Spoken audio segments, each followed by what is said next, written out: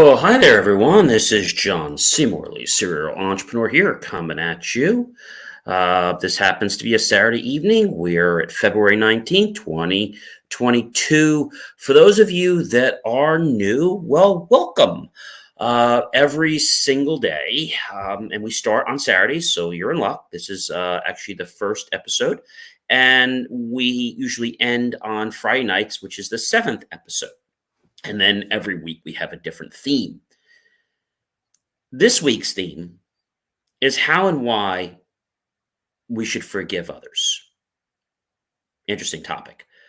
Of course, if you are new here, you can go ahead and scan that QR code with your phone, and that will direct you to my link tree where you can find all sorts of little goodies and things that I do and free information that you can use to improve the quality of your life. That's link, linktr.ee/JOHNCMORLEY, serial entrepreneur. That's SERIALENTREPRENEUR.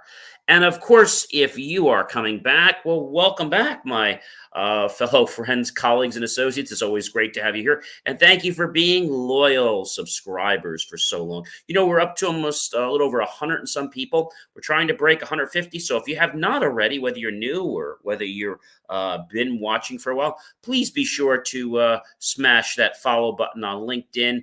And if you're on Facebook, John C. Morley, Serial Entrepreneur, my profile page on LinkedIn, John C. Morley, Serial Entrepreneur's Facebook page, Twitter, Twitch, Periscope, whatever you're on, show me some love, like, support, click, follow.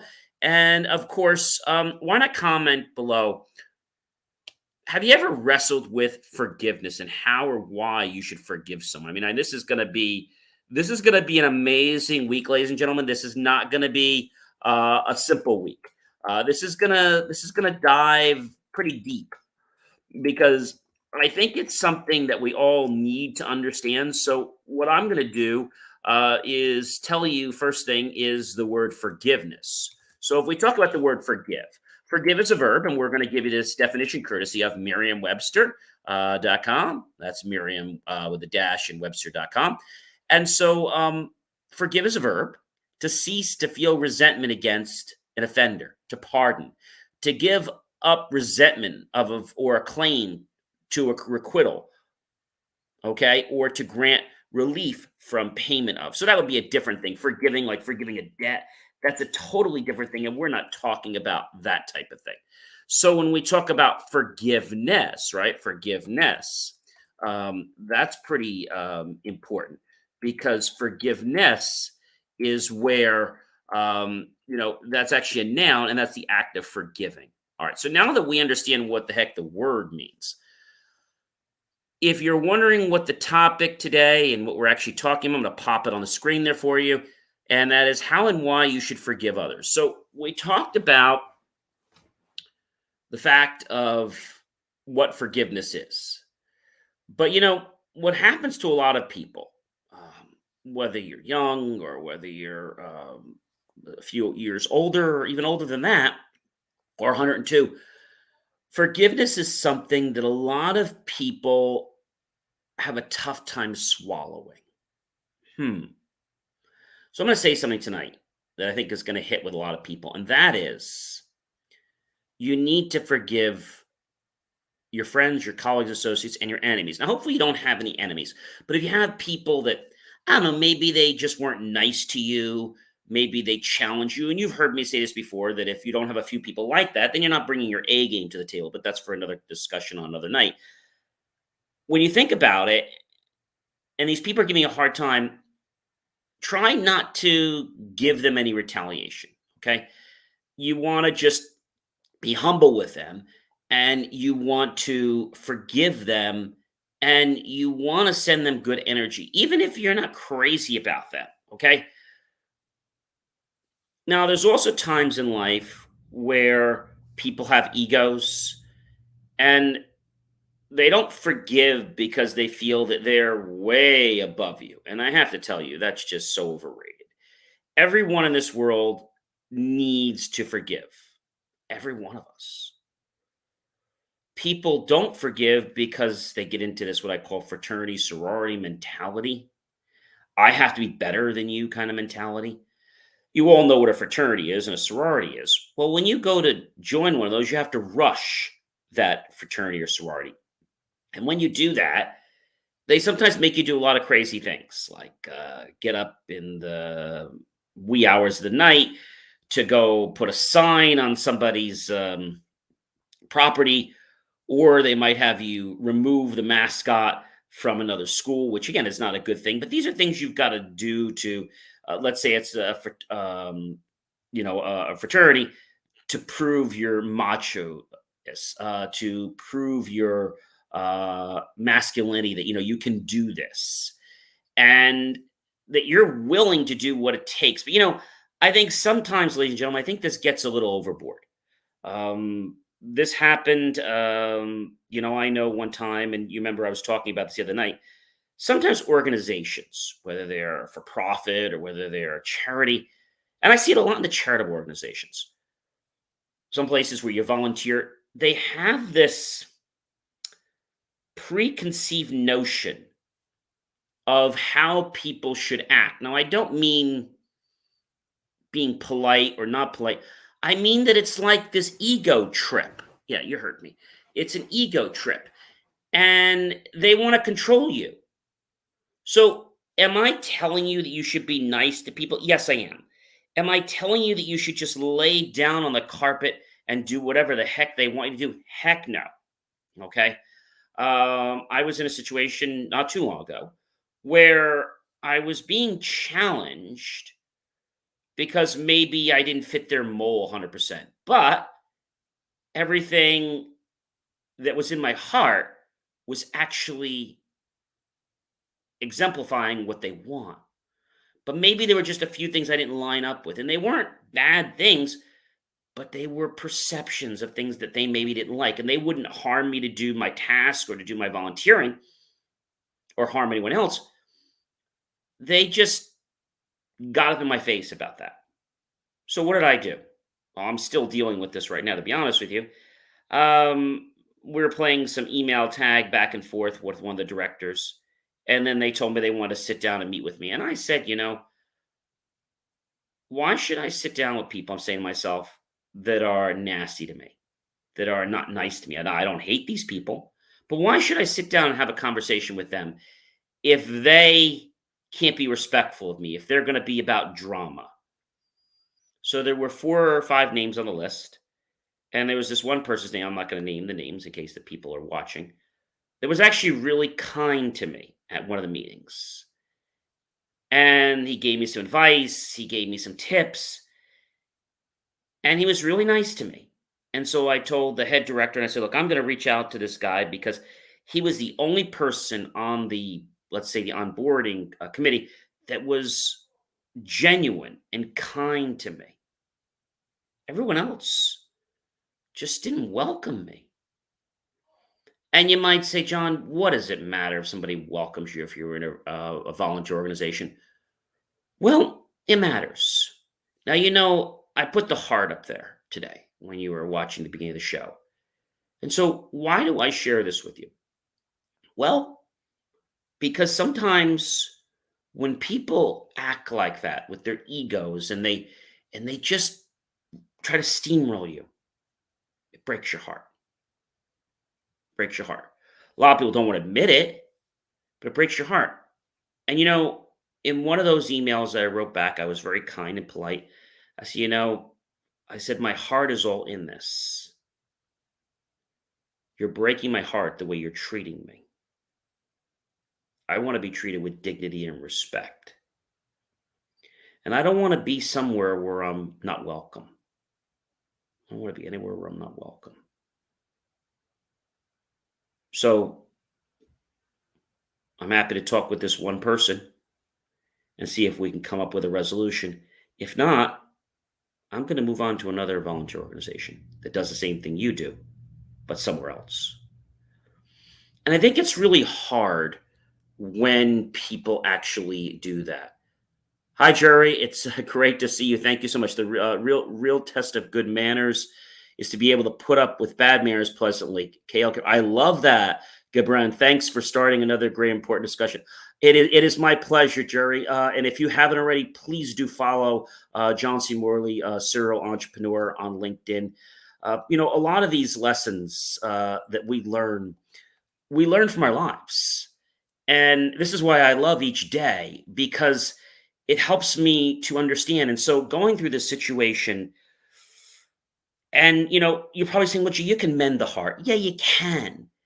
And you can stuff things under a mattress and you can say it doesn't bother you. But it's not about trying to be tough. It's about saying, look, this is what's going on. And this is what I'm noticing. And so they were playing some games with, I don't know, some funding for papers. And they said that, we ran out because we're on a budget. I checked with some other organizations that do the same thing. There is no budget, there is no limit. So I came back to them with that very politely, and they said they want to have a meeting. And I said, haven't you guys put me through the third degree enough? I mean, my heart is in this. I'm all for this. I said, to be honest with you, I know our task may have some drama dealing with what we do, but I shouldn't have to put up with drama with you guys. I have a right to be treated with respect and with dignity, just as the way you would want to be treated. And I don't ever want to be somewhere where I'm not welcome. So I would like to come up with an answer to figure out whether it makes sense to stay here, because I don't want to keep playing this unwelcome game in this third party thing where, I'm getting the third degree. I just don't want it. I'm here for the right reasons. And I feel like I'm a freshman that's trying to get into a fraternity. I feel like I'm rushing your group. I'm volunteering and I feel like I'm rushing your group, just like I'm trying to get into a fraternity. And you don't really seem to care, because I've noticed that you've lost a lot of members. The only difference is my heart is in this, and I'm able to overlook sometimes people's attitudes, their situations. I get it. People have a bad day. They have a situation. I get it. But what I don't get is when you can be like this to one person and not like it to other people. Are they jealous of me? Are they envious of me? I don't know. But that's no reason to be discourteous, to be disrespectful. And by the way, Jerry, I definitely would like to read your book and also bring you on one of my other casts.